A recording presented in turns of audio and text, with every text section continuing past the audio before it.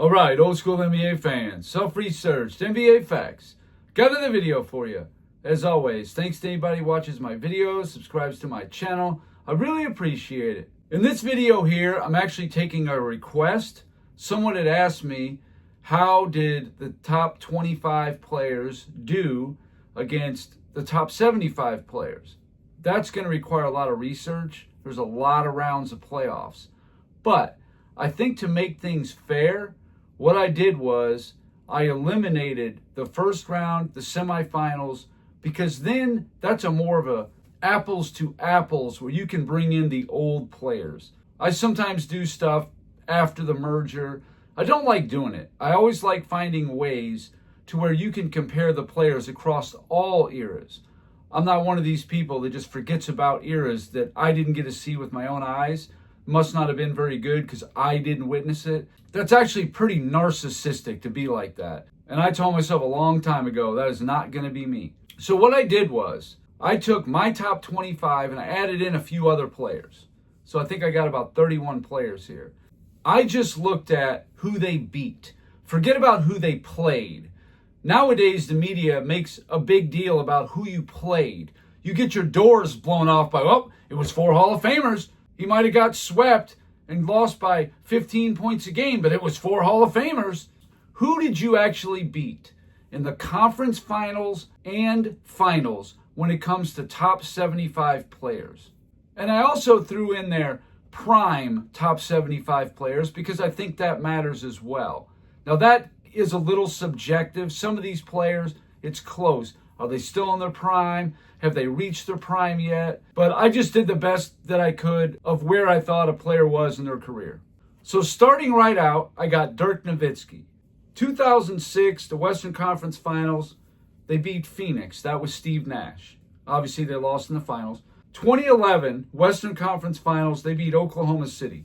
Kevin Durant, Russell Westbrook, and James Harden. Now, contrary to what especially media, big media likes to say about that team, they like to say that team had 3 future MVPs, but none of them were MVPs yet. Now were they? Kevin Durant had won a scoring title, and Russell Westbrook was second team All-NBA. So I would say those guys qualify as prime. James Harden, no. He was coming off the bench. And then the only other conference final or final series Dirk Nowitzki won was the 2011 finals, beating Dwyane Wade and LeBron James. So he beat 6 top 75 players. 5 of them were in their prime. I just said James Harden wasn't. I think most people would agree with that in 2011. So that's it. 2 conference finals victories and 1 finals victory. That's what Dirk Nowitzki's resume is. Now this is one of the more impressive ones. Now Isiah Thomas is right around number 30 for me. Some people got him ranked top 20, which I think is crazy. Some got him way lower than I do. 30 feels about right to me. Isiah Thomas had an incredible team, a great squad. This was no 1 or 2 man team. This was a 4, 5, 6 man team with a great core of players with incredible depth. Unbelievable defense. 1988 Eastern Conference Finals. They beat Boston. That's Bird, McHale, Parrish. By that time, Parrish, I think, was just on the outside of his prime. It's close, and you could even say prime if you want. But I thought he was just a little outside of that. 1989, the Bulls was Jordan and Pippen in the Eastern Conference Finals. Pippen, no way was he in his prime yet. But Jordan, absolutely. The 1989 Finals, James Worthy, definitely prime. Kareem, no. Magic, I got an asterisk here because he only played about half the series. But I counted him anyway, even though that's a big asterisk there. You could easily not count him. And then in the 1990 Eastern Conference Finals, against the Bulls, same thing, Jordan and Pippen. Pippen made All-Star in 1990, but he's not prime. He's not there yet. Pippen's prime was probably about 1992 to 96. Those 5 years was his absolute prime. His numbers were not as good before 92, and they started dipping after 96. Well, not even just numbers, just his game. 1990 Finals against Portland, Clyde Drexler, definitely in his prime. All told, Isiah Thomas, 11 top 75 players, 7 of which they were in their prime. That's pretty impressive. John Stockton. Now, he only won 2 conference finals ever. That's it. But he beat Houston in 97. That was Olajuwon, Barkley, Drexler. None of them in their primes. 98 Lakers. Kobe Bryant, nowhere near his prime. And Shaquille O'Neal, absolutely in his prime. 5 top 75 players, only 1 in their prime, though. That's the thing about John Stockton. He did everything great except for win on a consistent basis. Even though those late 90s Jazz teams destroyed everybody in their path except for the Bulls. John Havlicek. Now, this is one of those players similar to Stockton where he was not the best player on his team. Maybe ever. Dave Cowens might have been the best player in those championships. He won a league MVP. Havlicek won a finals MVP. One of those situations that's really close to say.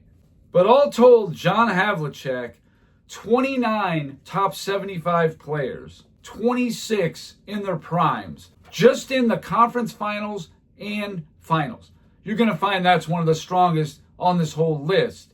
But again, he was not the best player. He had a lot of help. He always had great center and guard help every year of his career. I mean, the guy started out with Bob Cousy, and he ended with JoJo White. Speaking of Bob Cousy, didn't win any conference finals. They were called division finals back then, until 1957 when the man walked through the door. But from 1957 to 1963, he beat 19 top 75 players, 18 of them in their prime. The only exception was 1961. Lenny Wilkins was just a little young. He was not in his prime yet. That's nice, but again, he was not the best player on his team. So I don't want to discount it, but it's just something you have to keep in mind, a factor to weigh in. Charles Barkley, a very short list. He won the Western Conference Finals one time in 1993. That was against Seattle. That would have been Gary Payton, who was not even in his prime yet. Then we got Dwyane Wade. In 2006, the conference finals against Detroit. There was no top 75 players on that team. In the finals, they beat Dallas. That was prime Dirk Nowitzki. 2011, there was no top 75 players against the Bulls in the conference finals. 2012 conference finals, that's Ray Allen, Pierce, and Garnett. All 3 were past their primes. In the finals, you had Kevin Durant, Russell Westbrook, and a pre-prime James Harden. 2013, against Indiana in the conference finals, there was no one. 2013 finals against San Antonio, you got Tim Duncan, you got Kawhi Leonard. Neither one were in their prime, but they are top 75 players. 2014 Eastern Conference Finals against Indiana, no top 75 players there. 9 top 75 players, 3 in their prime. And again, Dwyane Wade was not the best player on some of those. Elgin Baylor never won a finals, but he did win 7 West Finals. 1959 against St. Louis, Bob Pettit. 1962 against Detroit, nobody. 1963 against St. Louis, that was Bob Pettit, Lenny Wilkins. 1966 St. Louis, Lenny Wilkins. 1968 San Francisco Warriors, that was Nate Thurmond. And then 69 and 70 Atlanta, there was no top 75 players.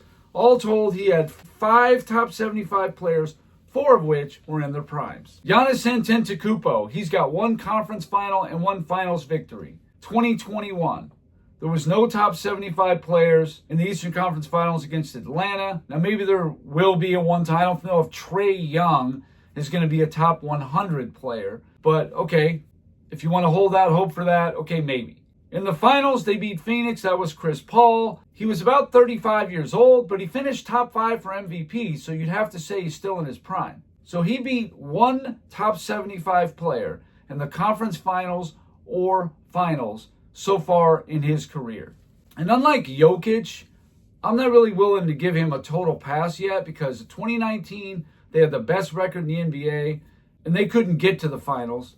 2020, I know there was a couple games that he missed, but they were losing even in the games he played in, and they got upset in 2020 as well. I think Giannis should have probably 2 championships by now. I just do.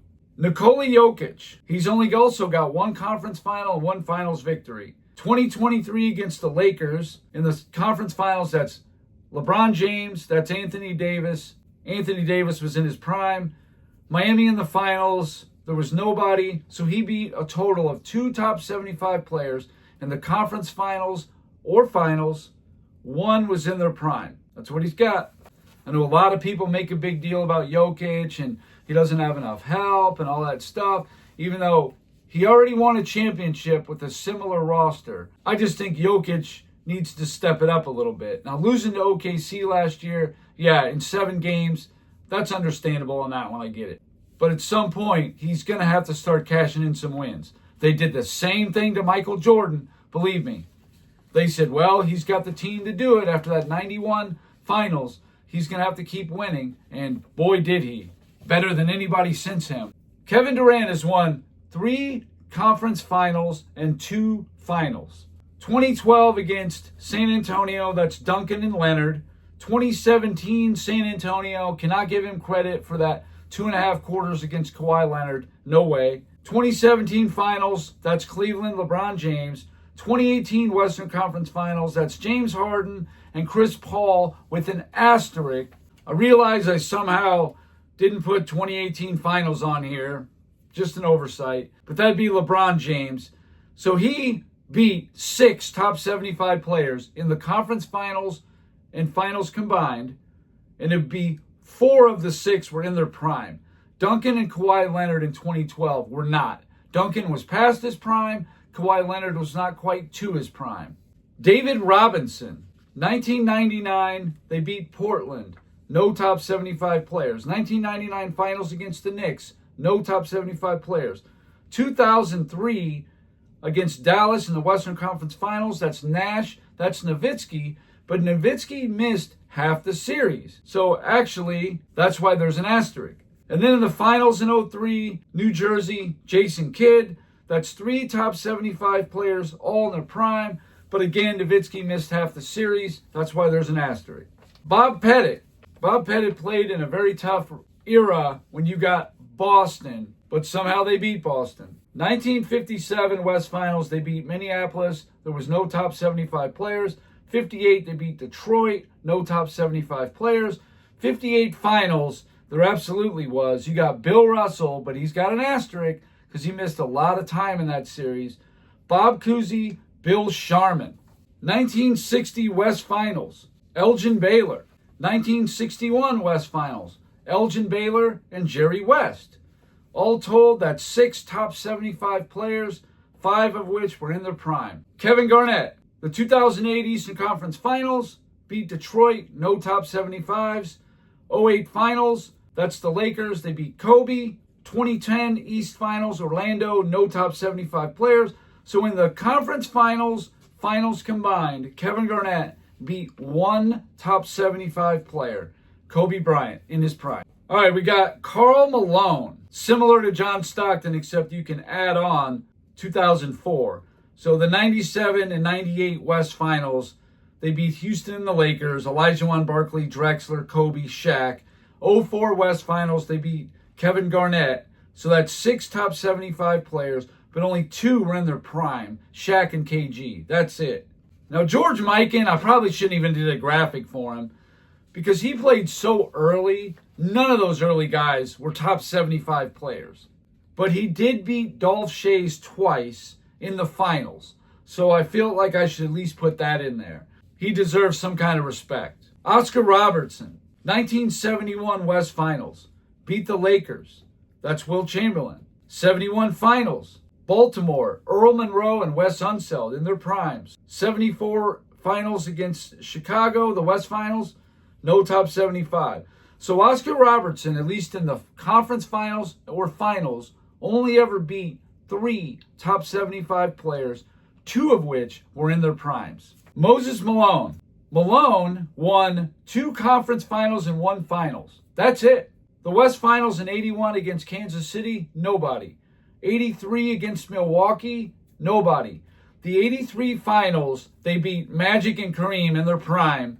That's the only 2 top 75 players Moses Malone ever beat in the conference finals or finals. Now, sure, he beat top 75 players in other rounds, just not in the conference finals and finals, other than the 83 Lakers. That's it.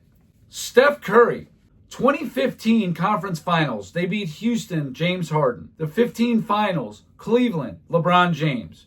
2016 West Finals, OKC, Durant, Westbrook. 2017 West Finals, San Antonio, no. 2017 Finals, LeBron James. 2018 West Finals, James Harden, Chris Paul, with an asterisk because he missed the last 2 games. 2018 Finals, LeBron James. 2019 West Finals, Damian Lillard. 2022 West Finals, that's Dallas. Now you could add on Luka Doncic if you're trying to anticipate top 100 players. And also in the finals in 2022, they beat Boston, who that beat Jason Tatum. If you wanted to say, well, he's probably going to have 11 top 100 players that he beat in the conference finals and finals, I got no issue with that at all. But as it stands right now, he's got 9 top 75 players that he beat in the conference finals and finals. All 9 in their prime, though. And it would be the same thing with Doncic and Tatum. Jerry West won the West a lot of times and only had 1 finals victory. In 1962 against Detroit, nobody. 63 against St. Louis, Pettit and Lenny Wilkins. 65 against Baltimore, nobody. 66 against St. Louis, Lenny Wilkins.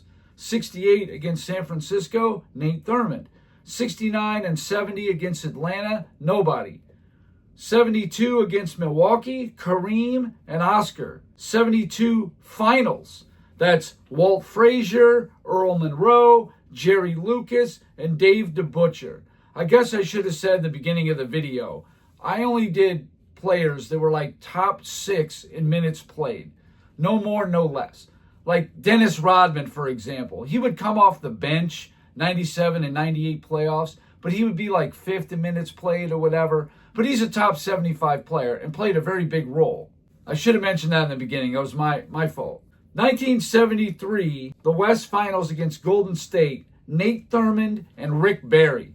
All told for Jerry West, he beat 12 top 75 players in the conference finals or finals, 9 of which were in their primes. That's pretty nice. I think that's going to do it for this video. It's running way longer than I thought it would, but I am going to do a part 2 to this. I love this stuff. There's going to be some very interesting ones. There already was, but some very interesting ones in the top 12 players coming up tomorrow. So anyway, that's all I got for this video. Thank you guys for watching. If you liked it, please hit the like button. If you wouldn't mind sharing it, that would be great. If you haven't subscribed already, please do. I give daily content, and that's it. Until next time.